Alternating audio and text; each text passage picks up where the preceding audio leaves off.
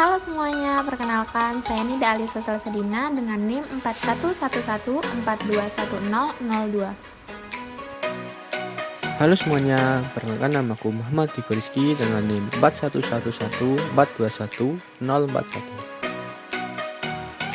Halo, perkenalkan nama saya Rismada Asyifatul Afifah dengan NIM 4111421031.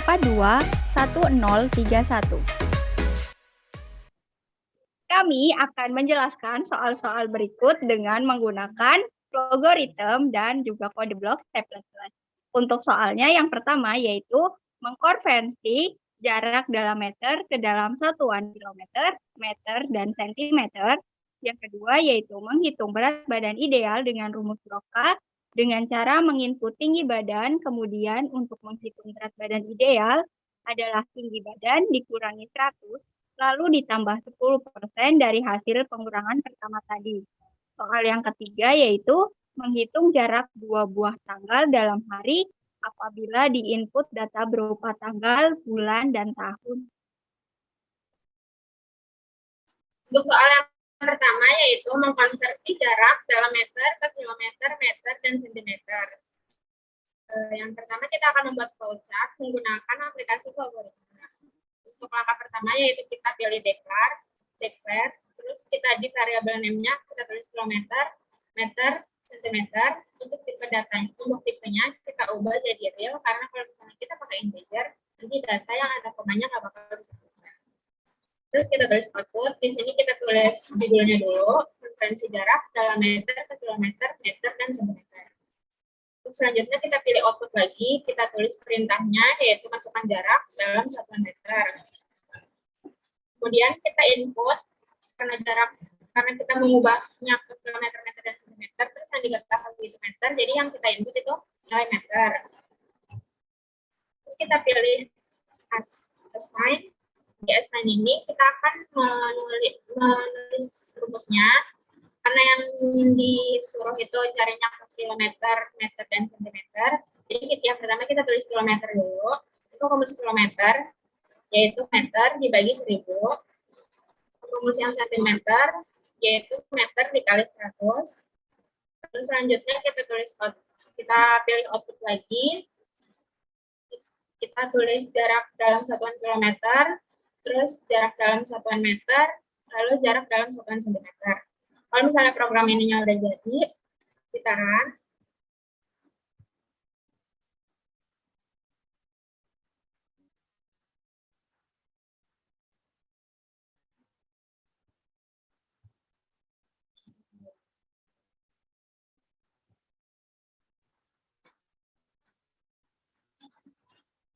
Nanti akan muncul seperti ini. Terus kita coba masukin datanya, misal 10, nanti bakal muncul seperti ini. 10 meter itu sama dengan 0,01 km dari 10 dibagi 1000. Terus terus meternya itu 10, terus sentimeternya itu 1000 dari 10 dikali 100.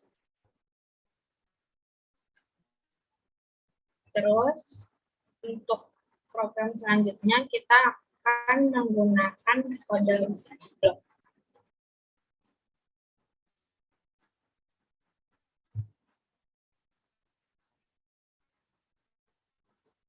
Untuk program yang kedua yaitu menggunakan kode blok.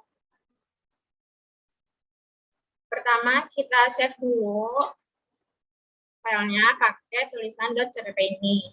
Terus kita ketik hashtag input, terus iostream, enter, using namespace, std, koma, terus in main, tanda kurung, kurung buka dan kurung tutup, terus kita enter lagi, kita ketik kurung kurawal. Di dalam kurung kurawal ini kita akan tulis float, karena kalau misalnya, kenapa kita pakai float? Karena kalau misalnya pakai integer, nanti data yang ada komanya itu nggak bakal dibaca. Float, kilometer, meter, dan sentimeter. Ini yang ketahui. Terus kita enter, kita klik code. Di sini kita ketik judulnya yaitu mengkonversi jarak dalam meter ke kilometer, meter, dan sentimeter. Terus kita inline. Kenapa kita inline? Kan biar baris yang selanjutnya itu nggak nyambung ke samping. Jadi kita jadi bikin baris baru. Terus masukkan jarak dalam satuan meter. Terus kita C-input. C-inputnya itu meter, karena yang dimasukin, yang diketahui datanya itu meter. Terus kita masukin rumus kilometer. Yang pertama kilometer, rumus kilometer yaitu meter bagi 1000. Untuk meter tetap meter, untuk sentimeter itu meter dikali 100.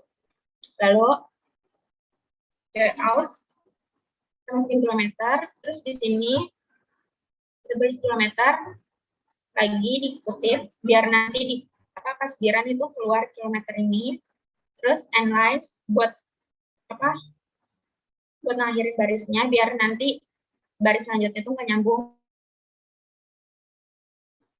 Terus meter inline, terus bawahnya lagi sentimeter inline.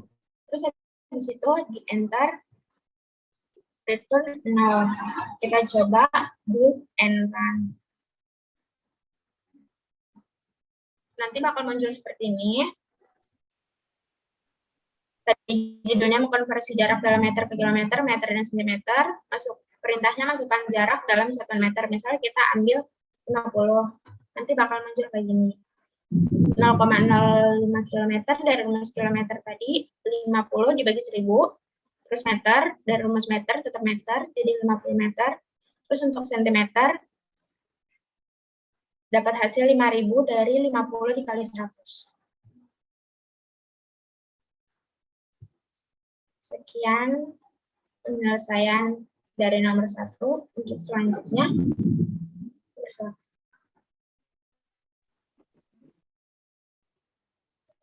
Yang kedua yaitu menghitung berat badan ideal rumus Broca dengan cara menginput tinggi badan, kemudian untuk menghitung berat badan ideal adalah tinggi badan dikurangi 100, lalu ditambah 10% dari hasil pengurangan pertama tadi. Nah, ini merupakan tampilan flowchart untuk menghitung berat badan ideal dengan menggunakan rumus Broca. Seperti biasa dalam membuat flowchart diawali dengan terminator simbol main. Kemudian dideklarasikan yaitu real, TB atau tinggi badan, dan BB atau berat badan. Lalu setelah itu, output program menghitung berat badan ideal dengan rumus Broca. Setelah itu, output masukkan tinggi badan, kemudian input tinggi badan. Data tersebut kemudian diolah dengan menggunakan rumus Broca, yaitu BB sama dengan TB dikurangi 100 ditambah TB dikurangi 100 dibagi 10. Dibagi 10 ini karena ditambah 10% sama dengan dibagi 10. Kemudian output berat badan idealnya adalah, nah untuk mengakhiri flowchart tersebut diakhiri dengan terminator simbol N. Jika di run,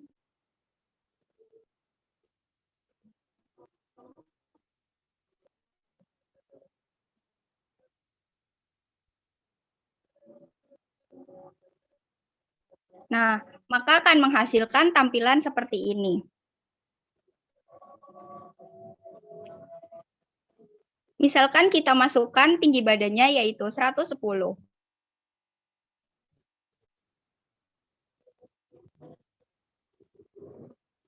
Nah, maka secara otomatis akan menampilkan bahwa berat badan idealnya adalah 11.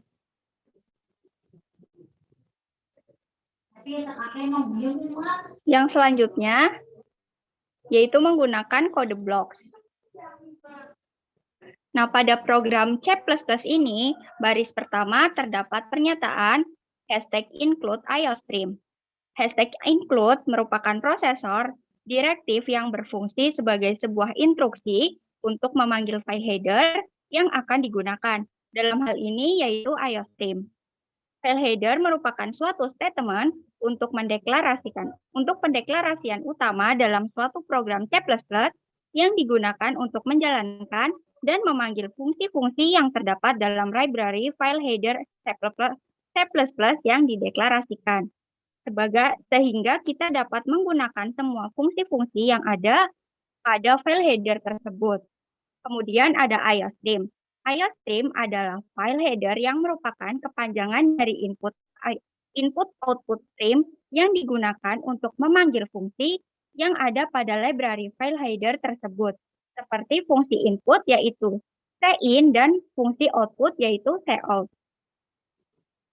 Pada baris kedua, menggunakan using namespace std, kemudian ada titik koma. Using namespace std merupakan perintah yang digunakan untuk mendeklarasikan atau memberitahukan kepada compiler bahwa akan menggunakan semua fungsi yang terdapat dalam namespace std, seperti perintah cin, cout, nl, dan lain-lain. Kemudian ada titik koma di bagian akhir. Nah, ini berfungsi sebagai terminator pernyataan. Artinya, yaitu setiap pernyataan harus diakhiri dengan titik koma. Nah, pada baris ketiga ini merupakan baris kosong.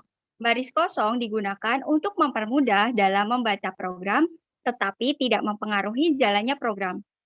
Kemudian pada baris selanjutnya ada int main, kurung kosong, dan juga titik 2. Merupakan fungsi utama yang akan dibaca oleh kompilator pertama kali secara otomatis.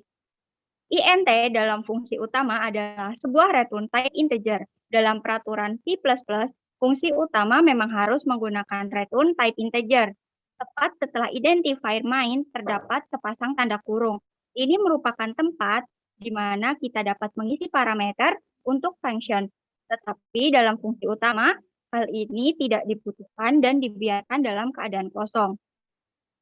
Selanjutnya, terdapat tanda kurung kurawa buka yang merupakan sebuah blok pembuka. Pasangan dari blok pembuka yaitu blok penutup yang disimbolkan dengan kurung kurawa tutup yang terdapat pada baris terakhir program ini.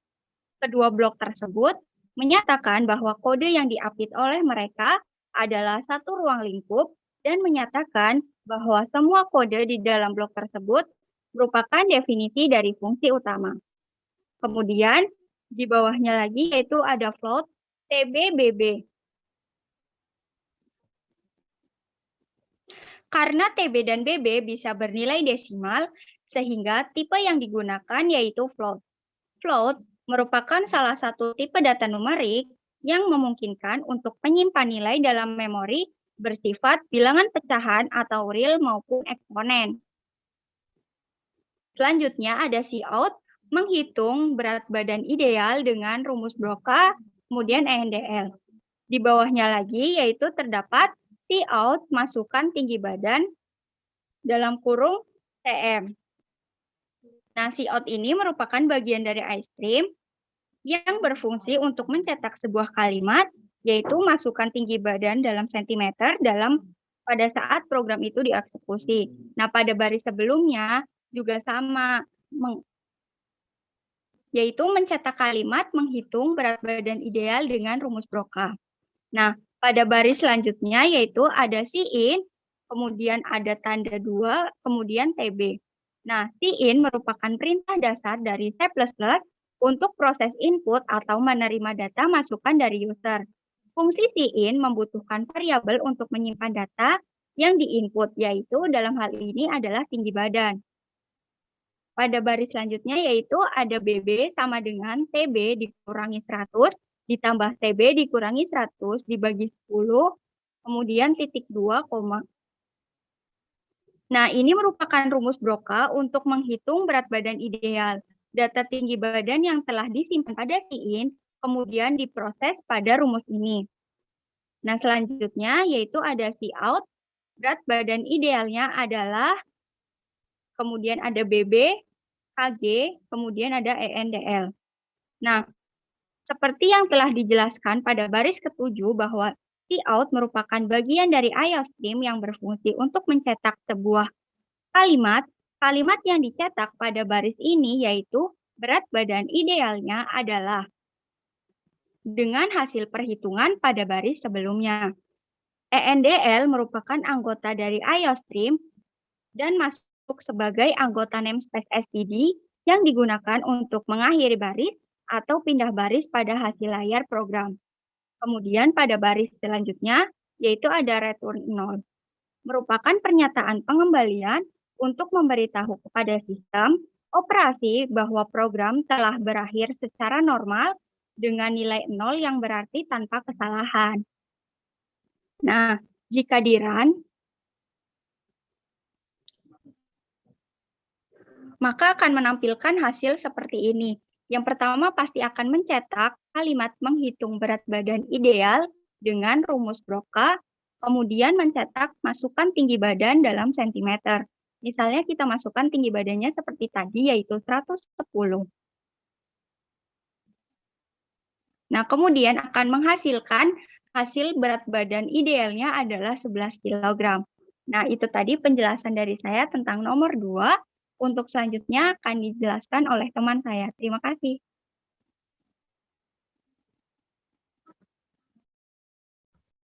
Untuk soal yang ketiga yaitu menghitung jarak dua buah tanggal dalam hari apabila di input data berupa tanggal, bulan, dan tahun. Lalu untuk yang pertama ini itu membuat flowchart dengan aplikasi Flowgarithm. Jadi langkah yang pertama yaitu terminator simbol yaitu main untuk memulai program tersebut. Lalu deklarasikan variabel-variabelnya yaitu T1 untuk tanggal yang pertama, M1 untuk bulan yang pertama, Y1 untuk tahun yang pertama. Lalu D2 untuk tanggal yang kedua, M2 untuk bulan yang kedua, Y2 untuk tahun yang kedua. Lalu deklarasikan juga jumlah hari yang pertama yaitu dengan jumlah hari 1, jumlah hari yang kedua yaitu dengan jumlah hari 2, lalu juga deklarasikan selisih hari. Lalu kita gunakan tipe data integer. Lalu selanjutnya output judulnya yaitu output program menghitung jarak tanggal. Lalu output perintah untuk memasukkan tanggal itu output masukkan tanggal pertama. Lalu masukkan nilai dari tanggal yang pertama yaitu dengan input D1. Lalu output perintah lagi yaitu output masukkan bulan yang pertama. Lalu masukkan bulan yang pertama dengan input M1.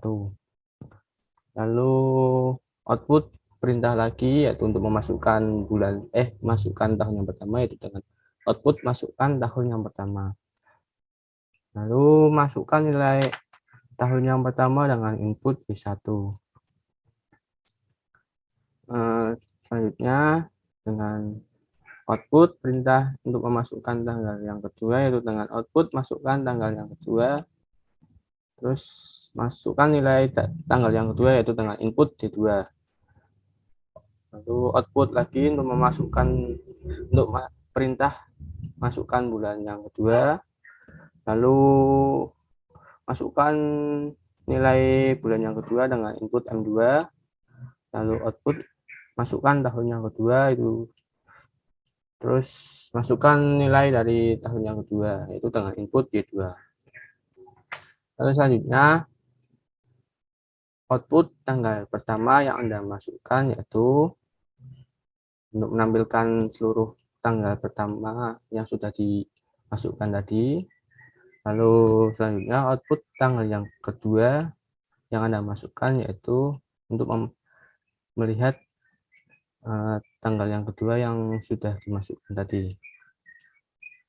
Lalu kemudian data yang diinput tadi diproses dengan rumus sebagai berikut.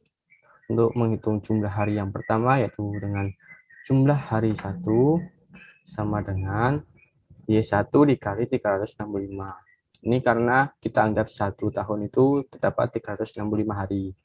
Lalu ditambah M1 dikali 30, karena dalam 1 bulan itu kita anggap terdapat 30 hari. Lalu ditambah D1 atau tanggal yang pertama tadi. Lalu kemudian untuk menghitung jumlah hari yang kedua, yaitu dengan rumus jumlah hari 2 sama dengan Y2 dikali 365, karena dalam 1 tahun tadi kita anggap terdapat 365 hari, lalu ditambah M2 dikali 30 karena dalam 1 bulan kita anggap 30 hari, lalu ditambah D2 atau tanggal yang kedua. Lalu setelah itu kita hitung selisih dari jumlah hari pertama dan jumlah yang kedua yang sudah kita hitung tadi, dengan selisih hari sama dengan jumlah hari 2 dikurangi jumlah hari 1. Lalu output jarak dari kedua tanggal tersebut adalah, lalu selanjutnya jangan lupa untuk membuat terminator simbol yaitu N untuk mengakhiri program tersebut agar bisa berjalan. Lalu untuk tampilan programnya yaitu apabila di run,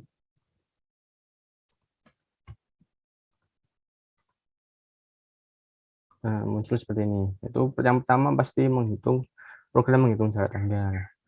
Lalu masukkan tanggal pertama, itu misalkan kita 10. Lalu bulannya bulan Mei, misal 5 berarti. Tahunnya 2022. Lalu masukkan tanggal yang kedua, misal 15. Bulan keduanya misal bulan Mei juga, jadi berarti 5. Lalu tahunnya juga sama, 2022. Nah, ini tanggal pertama yang Anda masukkan yaitu 10 bulan 5 tahun 2022. Lalu tanggal yang kedua yang Anda masukkan yaitu 15 bulan 5 tahun 2022. Lalu jarak dari kedua tanggal tersebut yaitu 5 hari.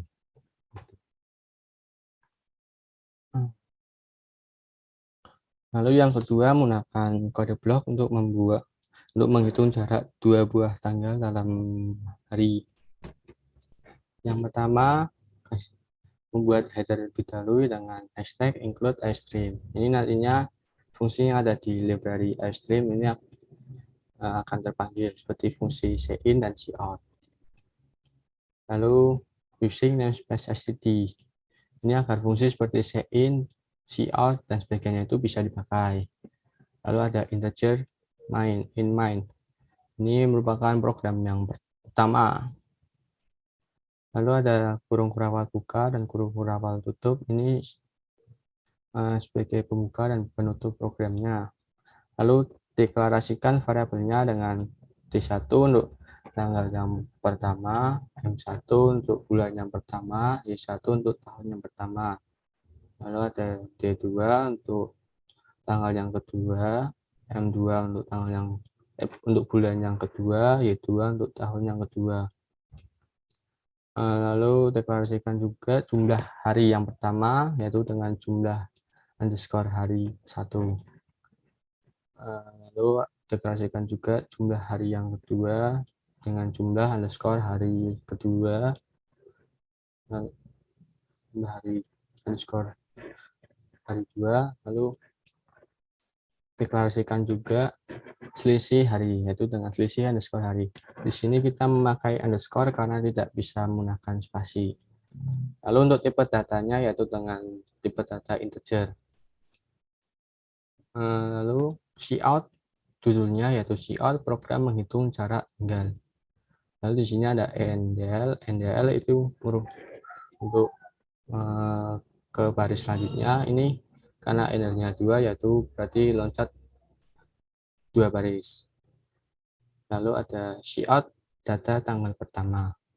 Lalu cout masukkan tanggal pertama. Lalu cin D1. Ini untuk menginput nilai dari D1. Lalu cout masukkan bulan pertama. Lalu ada cin M1 ini untuk menginput nilai dari M1. Lalu ada cout masukkan tahun pertama yaitu ini untuk.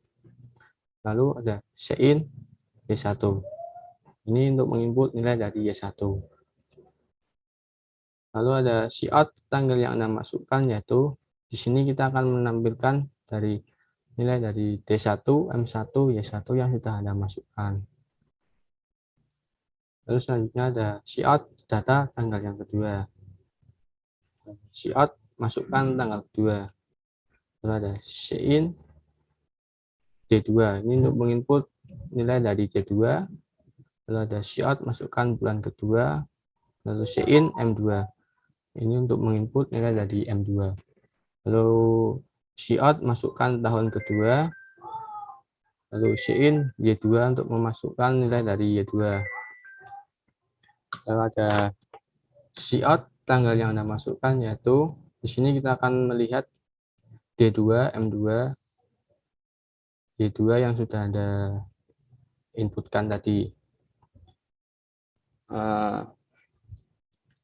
Lalu kita buat rumus untuk menghitung data-data yang sudah dimasukkan tadi. Yang pertama, untuk rumus menghitung jumlah hari 1. Untuk jumlah underscore hari 1 sama dengan Y1 dikali 365. Ini karena dalam 1 tahun kita anggap 365 hari ditambah M1 dikali 30. Ini karena kita anggap dalam 1 bulan terdapat 30 hari, lalu ditambah D1. Lalu untuk rumus yang kedua yaitu jumlah hari, yaitu jumlah skor hari 2 sama dengan Y2 dikali 365. Ini karena sama seperti tadi, kita anggap dalam 1 tahun itu ada 365 hari, lalu ditambah M2 dikali 30 hari, sama seperti tadi juga. Dalam 1 bulan itu kita anggap ada 30 hari, lalu ditambah D2. Lalu dari hasil ini, kita buat selisihnya, yaitu dengan selisih underscore hari sama dengan jumlah underscore hari 2 dikurangi jumlah underscore hari yang pertama. Lalu ada cout. Jarak kedua tanggal tersebut adalah ini untuk melihat selisih hari yang sudah dimasukkan tadi. Lalu return. Jangan lupa untuk mengakhiri setiap pernyataan seperti ini menggunakan titik koma. Lalu apabila di run, tampilannya seperti ini.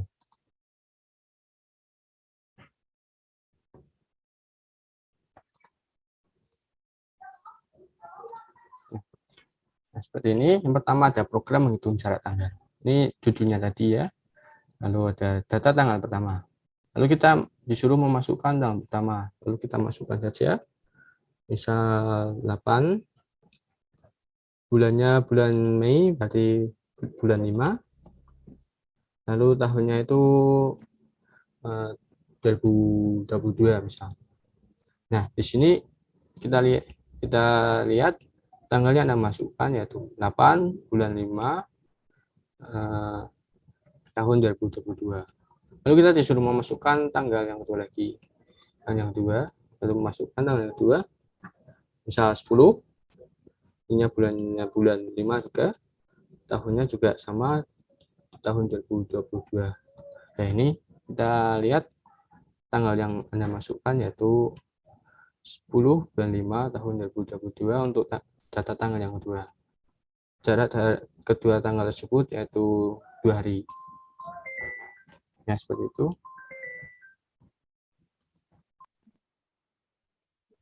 Demikian penjelasan dari kelompok kami. Terima kasih atas perhatiannya. Mohon maaf apabila terdapat tutur kata yang kurang berkenan. Sekian, terima kasih.